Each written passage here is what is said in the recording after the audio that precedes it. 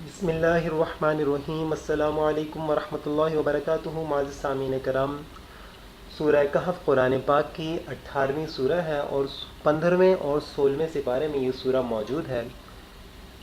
احادیث مبارکہ میں اس سورت کی جو فضائل آئے ہیں وہ میں آپ کو بتاتا چلوں کہ اللہ کے رسول صلی اللہ علیہ وسلم نے فرمایا، جو شخص جمعہ کے دن سورہ کہف پڑھ لیتا ہے،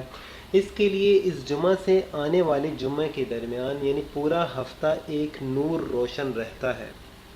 ایک اور حدیث میں آیا کہ جو شخص جمعہ کی رات سورہ کہف پڑھ لیتا ہے، یعنی جمعرات کا دن گزرنے کے بعد جو رات آتی ہے،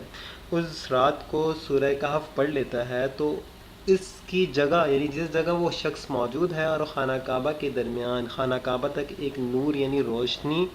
چمکتی رہتی ہے۔ ایک روایت میں آیا ہے کہ جس شخص نے سورہ کہف جس طرح اتری ہے یعنی صحیح طریقے سے پڑھ لی تو اس کی جگہ اور مکہ کے درمیان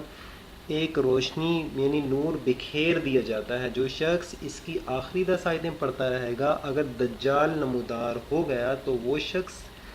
یعنی وہ دجال یعنی اس شخص پر مسلط نہ ہو سکے گا، یعنی شخص دجال کے فتنے سے محفوظ رہے گا۔ ایک روایت میں آتا ہے کہ جس شخص نے سورت کی اول 10 آیتیں اور ایک روایت میں ہے کہ آخری 10 آیتیں یاد کر لیں، وہ ہمیشہ یعنی اس کو ہمیشہ پڑھتا رہے، وہ دجال کے فتنہ سے محفوظ رہے گا۔ اللہ کے رسول نے یہ بھی فرمایا کہ جو شخص دجال کو پالے یعنی اس کے سامنے دجال ظاہر ہو جائے تو اس کو چاہیے کہ سورہ کہف کی ابتدائی 10 آیتیں اس کے منہ پر پڑھ کر پھونک دے،